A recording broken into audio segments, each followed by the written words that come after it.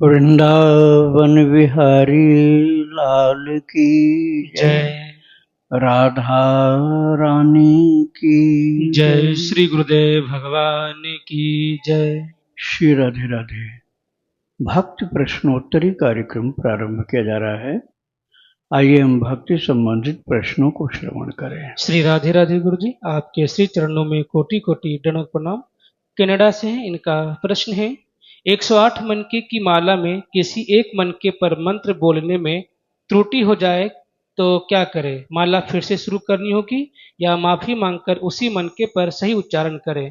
भाव ऐसा था कि कहीं 108 से ज्यादा हो जाएगा काउंट, तो माफ कीजिएगा, लेकिन इस मूर्ख अबोध अज्ञानी जीव पर दया करें एवं ज्ञान एवं विवेक बुद्धि का प्रकाश डालें। श्री राधे राधे। यदि आपका मंत्र सात्विक है तो आपका इस प्रकार का दोष अक्षम में नहीं होता, क्षम में ही होता है। अर्थात उसको कोई भी आप ऐसा मत मानिए कि उससे कोई हानि हो जाएगी। मंत्र में उच्चारण में भी दोष हो गया तब भी हानि नहीं होगी। राम की जगह रामा हो गया, कृष्ण की जगह कृष्ण हो गया, तब भी कोई गलत परिणाम नहीं आएगा। हाँ, यदि आपका मंत्र तांत्रिक होगा तो आपके उच्चारण में दोष नहीं आना चाहिए, माला भी खंडित नहीं होनी चाहिए और किसी प्रकार से पुनरुक्ति नहीं होनी चाहिए, एक मन के पर एक बार ही होना चाहिए।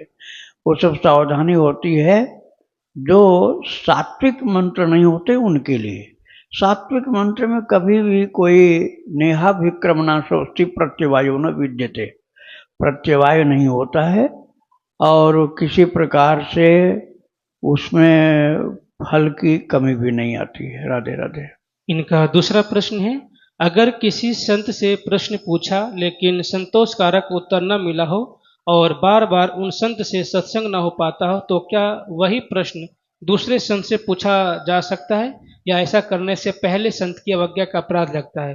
कई बार ऐसा देखा जाता है कि कुछ संत से प्रश्न पूछने पर उनकी उच्च भगवत स्थिति के कारण वे ज्यादा बोलते नहीं हैं और हमारा ज्ञानी बुद्धि वो समझ नहीं पाता है, तो उनकी गुण बातें जल्दी समझ में नहीं आती है, तो कृपया मार्गदर्शन करें ताकि संत अवज्ञा न हो। देखो, प्रश्न ज्यादा पूछना आवश्यक नहीं होता है, श्रद्धा बढ़ानी आवश्यक होती है। कल की घटना मैं बताऊं आपको। हमारे बिल्कुल निकट में श्री हरि बाबा का आश्रम है। वहाँ एक श्रद्धा के मूर्तिमंत संत थे, श्री हरे कृष्ण जी ब्रह्मचारी महाराज। उनकी आखिरी यात्रा कल हुई थी। रात्रि में शरीर छूटा था और कल यहाँ से मोक्ष धाम संत लोग उनके पार्थिव शरीर को लेकर के गए थे। उन्हीं के हाथों मैंने इस आश्रम का शिलान्यास कराया था। श्री हरे कृष्ण ब्रह्मचारी जो हरि बाबा के शिष्य थे, उनके हाथों शिलान्यास कराया था मैंने 30 नवंबर सन 1998 को। और वे ऐसे भाग्यशाली संत रहे जो 102 साल में की अवस्था में शरीर छोड़े। उन्होंने बड़े बड़े सिद्ध पुरुषों की सेवा की थी। उड़िया बाबा आश्रम में पहले रहते थे, बाद में हरि बाबा आश्रम बना, तो उड़िया बाबा की सेवा, गुरु गंगेश्वरानंद जी की सेवा, माता आनंदमयी माता की सेवा और कार्तिकेय जी की सेवा और जो कोकिल साईं रहते हैं उनकी सेवा और हरि बाबा की सेवा में तो रात ही नहीं रहते थे। न जाने कितने सिद्ध पुरुषों की सेवा उन्होंने जीवन भर की थी। इतने श्रद्धावान थे। श्रद्धा के कारण उनको प्रश्नों का उत्तर कभी ढूंढना नहीं पड़ता था, अपने आप संतों की रहनी सहनी से प्राप्त हो जाता था। तो उन्होंने अपने जीवन को संत सेवा में समर्पित कर दिया था और हरि बाबा का बांध बना तो वहाँ भी सेवा में थे और वृंदावन के धाम के संतों की सेवा में थे। एक लंबे काल तक संतों की सेवा करते हुए परसों की रात्रि में शरीर छूटा था और कल उनकी आखिरी यात्रा थी। तो बहुत ही महान थे, मैं उनको बारंबार नमन करता हूँ। श्री हरे कृष्ण जी ब्रह्मचारी जी को, जो हरि बाबा के शिष्य थे। तो कल उनका अंतिम संस्कार हुआ था। तो मुझे याद आ गया कि वो कितना समर्पित थे, कितने श्रद्धावान थे कि उन्होंने संतों की सेवा श्रद्धा पूर्वक कर करके जीवन का चरम फल प्राप्त कर लिया। ऐसे महान महान संतों की सेवा की थी उन्होंने कि सेवा का अनंत फल होगा। भगवत धाम की प्राप्ति हुई, ठाकुर जी के चरणों में पहुंच गए। यही जीवन का अभीष्ट होता है। ज्यादा प्रश्न नहीं करना चाहिए। जो साधना में कुछ बात नहीं समझ आ रही हो उतना पूछो, बाकी श्रद्धा अपनी अच्छी बनाओ, क्योंकि श्रद्धावान लभते ज्ञानम तत्पर संयतेन्द्रिय, ज्ञानम लब्ध्वा परम शांतिम अचिरेणाधिगच्छति। और श्रद्धा बिना धर्म नहीं हुई।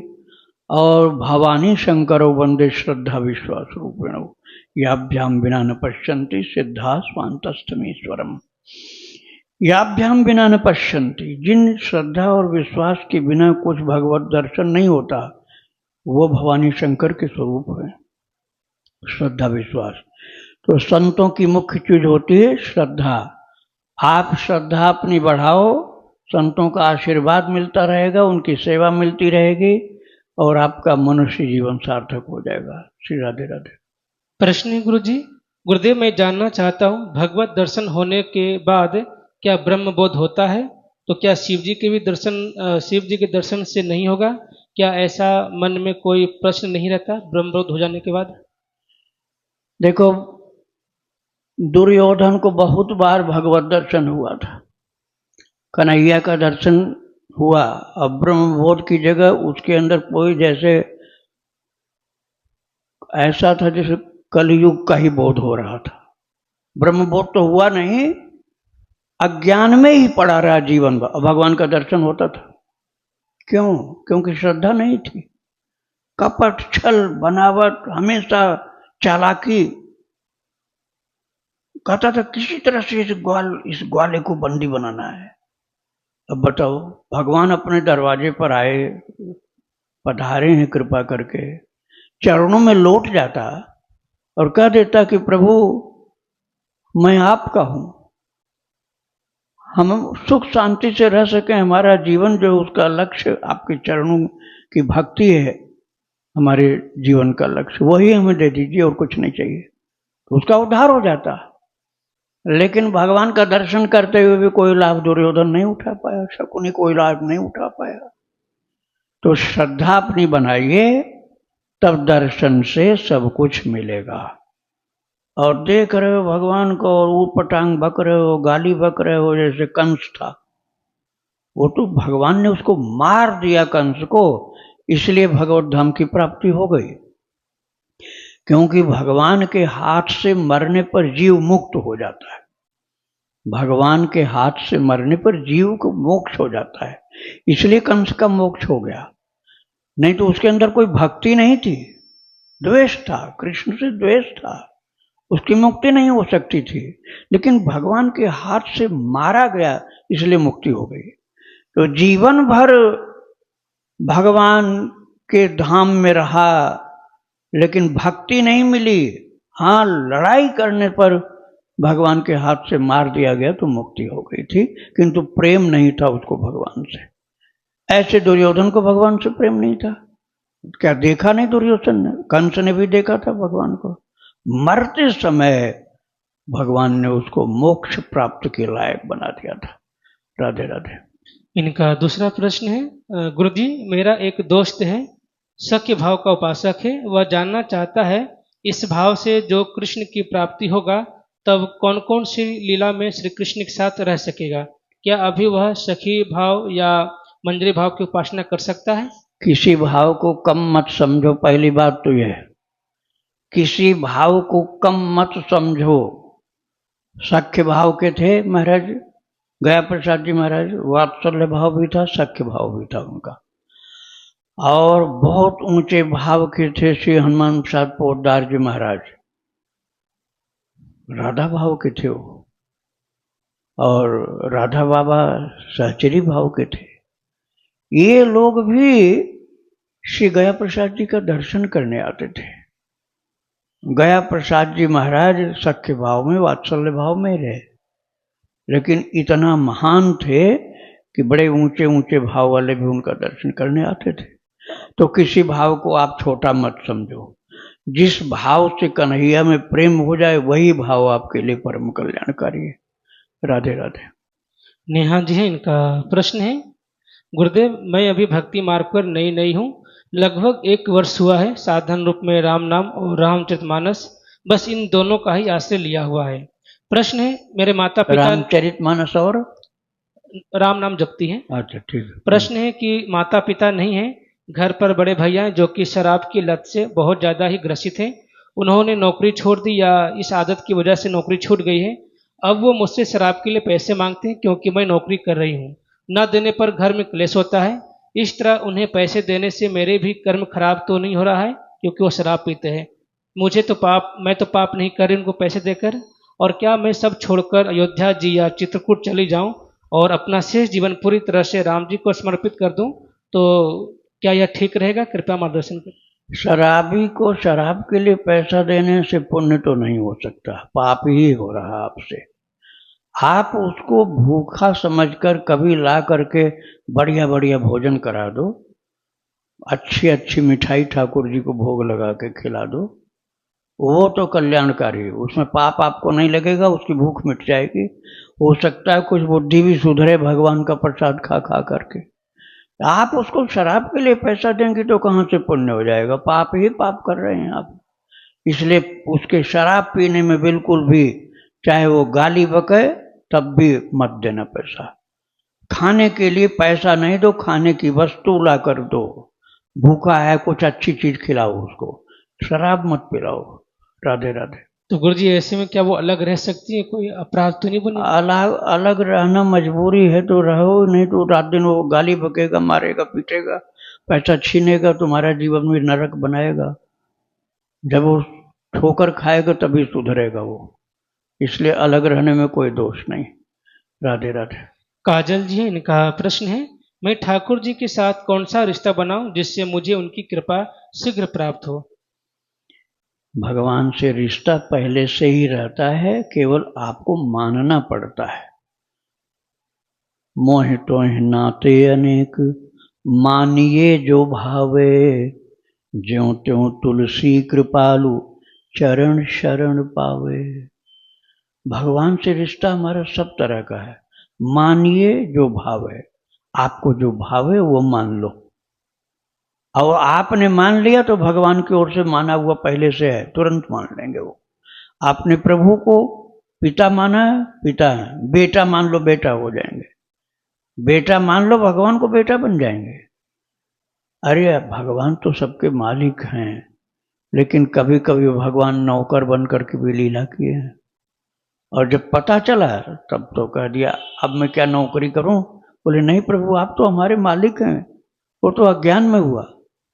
तो ऐसा एकनाथ जी के साथ हुआ। 12 वर्ष तक पानी भरा था। एकनाथ जी का चरित्र एक भाग मैंने सुनाया है, आगे और विस्तार से सुनाने का मन है। अभी गुरु गंगेश्वरानंद जी महाराज का चरित्र चल रहा है, जिसमें अच्छे अच्छे भक्तों का, शासकों का, राजनेताओं का भी चरित्र साथ में चल रहा है। और किस किस प्रकार से किस किस ने राष्ट्र की सेवा की, उन प्रसंगों के साथ साथ गुरु गंगेश्वरानंद जी का चरित्र आप श्रवण कर रहे हैं। इस चरित्र के बाद ठाकुर जी की इच्छा होगी तो मैं एकनाथ जी का चरित्र विस्तार से सुनाऊंगा आपको। तो भगवान से जो भी रिश्ता आपका बन जाए प्रेम से, आपका वही कल्याण कर देगा। राधे राधे। राकेश कुमार जी इनका प्रश्न है, अगर माता पिता ही अपने बच्चों पर अन्याय करें, शादी होने के बाद भी पत्नी बच्चों के सामने भी 12 महीने अपने लड़के को बात बात पर टोकना कहाँ तक सही है? मेरा कहने का तात्पर्य यह है कि अगर औलाद भगवत भक्त हो, पत्नी बच्चे सही हो, तो अत्याचार कहाँ तक सहन करे? क्या उस घर परिवार को त्याग देना उचित होगा? क्या बच्चों को लेकर अलग हो जाएं? क्योंकि राधा रानी और गोविंद जी की कृपा से भगवत धाम आना चाहता हूँ, और मेरी पत्नी बच्चों से अब इतना मोह नहीं रह गया है, घर का ऐसा माहौल दिनचर्या देख करके। टोकता कौन है, पिताजी या बेटा? पिताजी। बच्चे पत्नी सही है, भक्त बच्चे सही हैं और पिताजी टोकते हैं। देखो भाई, पिताजी की तो थोड़ी सहन करनी पड़ेगी आपको। माता पिता ने आपको पालने पोसने में अपने जीवन को बहुत कुछ व्यय किया है, केवल पैसा ही नहीं, अपना श्रम भी, अपना जो कुछ उनका जीवन था उसको लगाया है आपके लिए। आपका जन्म भी उनके शरीर से ही तो हुआ है। अब आप माता पिता को छोड़ छोड़ के भागोगे तो इस प्रकार की भक्ति ठाकुर जी को नहीं रुचती है। माता पिता की सेवा करना चाहिए। बहुत ज़्यादा किसी को वैराग्य हो तो वो छोड़ता नहीं, छूट जाता अपने आप। अतिशय वैराग्य हो तो छूट जाता है, घर छोड़ना नहीं पड़ता है। जैसे विरक्त संतों का आप सुनते हैं, जैसे कार्तिकेय जी का मैंने सुनाया। कार्तिकेय जी के चरित्र में, कार्तिकेय जी महाराज के चरित्र में बताया गया है कि उनके कुंडली में लिखा था कि ये बच्चा आपके घर नहीं रहेगा। पिताजी को बता दिया गया था कि आपका बच्चा ये घर नहीं रहेगा, ये चला जाएगा। तो ऐसा कोई अतिशय विरागी हो तो छूट जाता है घर, वो अलग बात है, लेकिन जानबूझ करके माता पिता को छोड़ के भागना नहीं चाहिए। उनकी सेवा करनी चाहिए, थोड़ा सहन भी करो। पिता ने तुमको कुछ मान लिया, कड़ा शब्द बोल दिया, तो उनके कड़े शब्द को सहन करने में कोई बुराई नहीं, सहन करो। बहुत ज़्यादा मजबूरी हो तो थोड़ा मौन धारण कर लिया करो, वो बोलें तो जवाब मत दो। और थोड़ी थोड़ी देर के लिए अलग हो सकते हो, लेकिन अलग तुम छोड़ के उनको चले जाओगे बुढ़ापे में तो उनकी जो हालत बना दोगे, अर्थात बिगड़ी हुई हालत होगी, लावारिस जैसे हो जाएंगे, सब लोग उनको धुतकारेंगे, सताएंगे, तो उसमें पाप आपको लगेगा। और ये जिम्मेदारी मातृदेवो भव पितृदेवो भव, वेद के वचन का उल्लंघन हो जाएगा, इसलिए ऐसा मत करो। राधे राधे। सीनू जी, इनका प्रश्न है, गुरुदेव भगवान का नाम जब मैं काउंटर से करती हूँ, श्रीमद् भागवत में उसका पाठ करती हूँ। हमने यह सुना है कि अतिथि भगवान है, लेकिन गुरुदेव मेरे बुआ सास जब भी हमारे घर आती हैं, घर का माहौल बिगाड़ कर जाती हैं। जब वो इस दफ़ा आई तो उनके कटु स्वभाव के कारण मैंने उनका आदर सत्कार नहीं किया, जिससे वो गुस्से में चली गई। अब उनके जाने से यह है कि घर में शांति तो है, लेकिन मेरा मन परेशान है कि मैंने अतिथि सत्कार नहीं किया। मेरे श्री जी मुझसे कहीं नाराज ना हो जाएंगे, और उनका कटु स्वभाव के कारण मैं परेशान रहती थी। इस कारण मुझे ऐसा व्यवहार मेरे से हो गया। कृपया मार्गदर्शन करें कि अब मैं क्या करूं। देखो, सामान्य मनुष्य के लिए तो व्यवहार जैसा जो है वैसा करना पड़ता है, लेकिन आप तो भक्त हो ना, साधक हो, इसलिए ऐसा मत करो। आप भगवान का भोग लगा करके कुछ प्रसाद रखा करो, कुछ मिठाई है या फल है, जो भी आपको समझ में आवे। और जब ऐसे कोई आवे तो उनको भगवान का प्रसाद, कि हमारे ठाकुर जी का भोग प्रसाद है, थोड़ा आप ग्रहण करिए, तो थोड़ा प्रसाद खिलाइए। ऐसे नहीं कि कटु बातों से ही उनको तिरस्कृत करके भगा दिया, भगवान का प्रसाद भी नहीं खिलाया, तो दोष लगता है।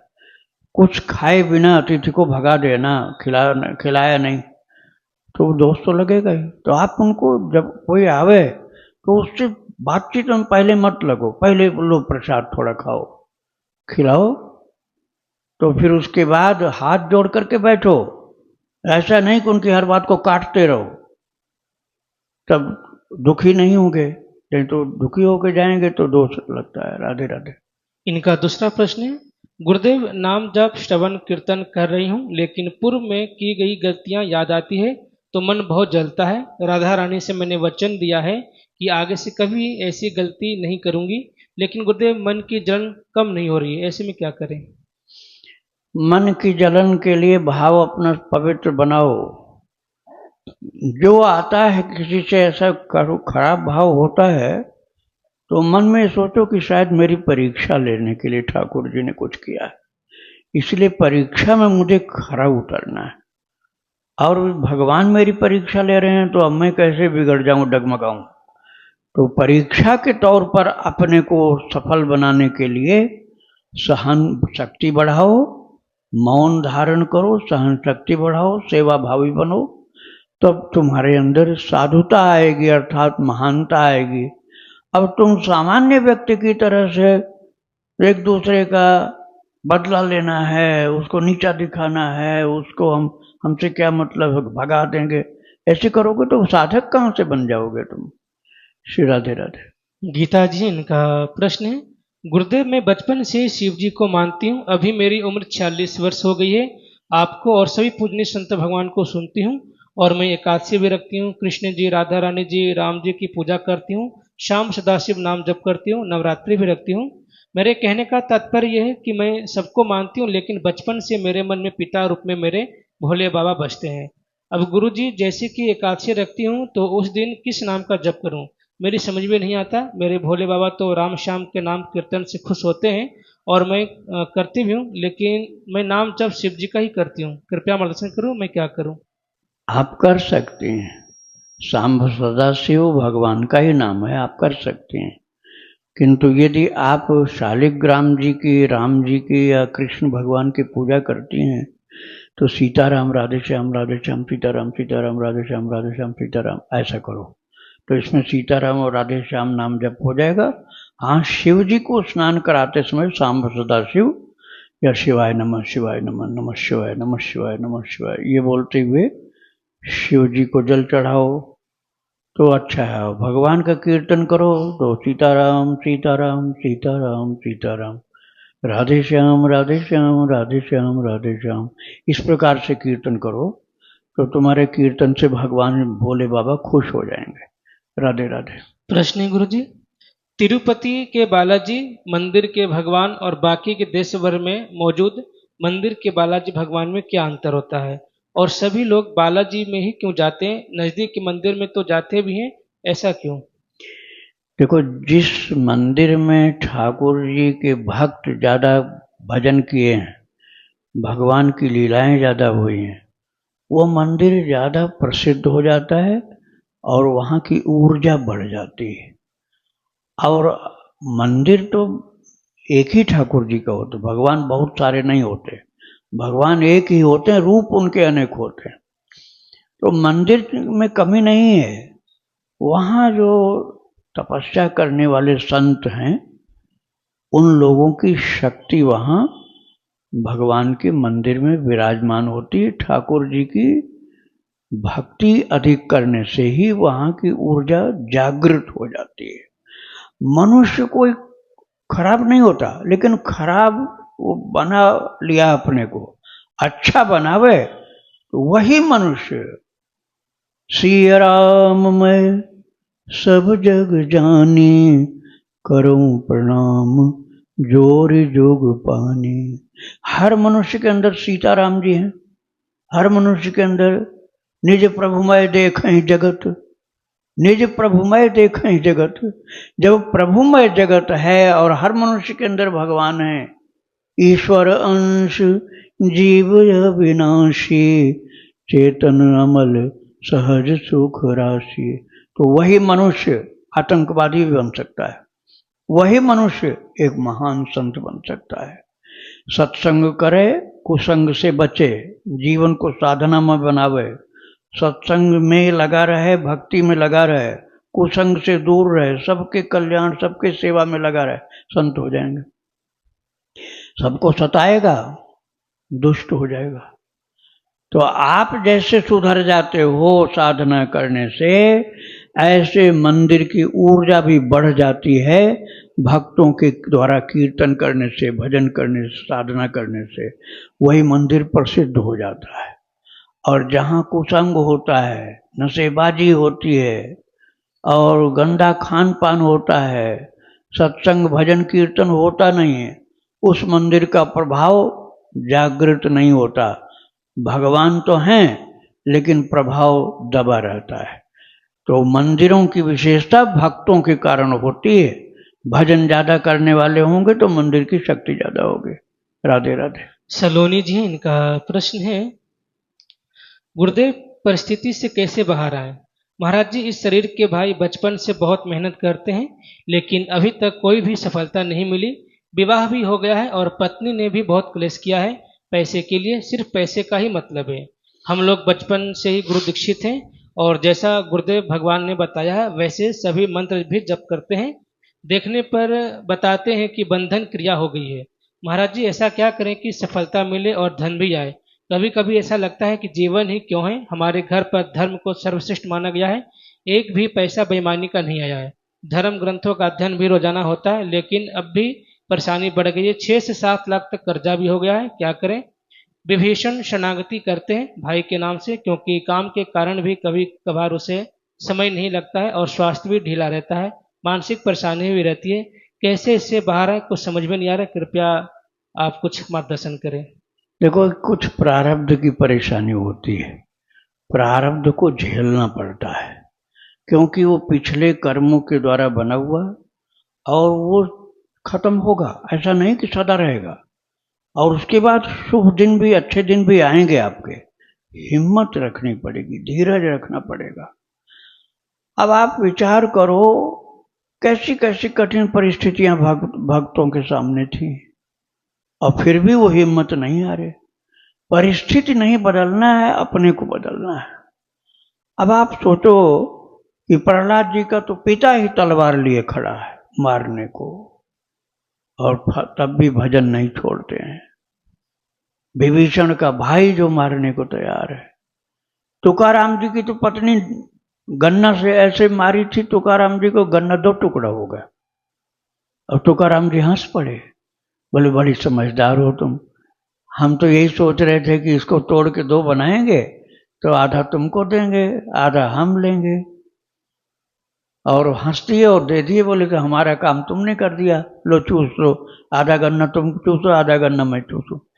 आप उसको अच्छे ढंग से सोचो उस परिस्थिति को, तो परिस्थिति से बाहर हो जाओगे। और खराब ही खराब चिंतन करोगे तो उससे बाहर नहीं होगे, उल्टा ही सोचते रहोगे। गलत सोचना बंद करना पड़ेगा। एक कोई तरुणी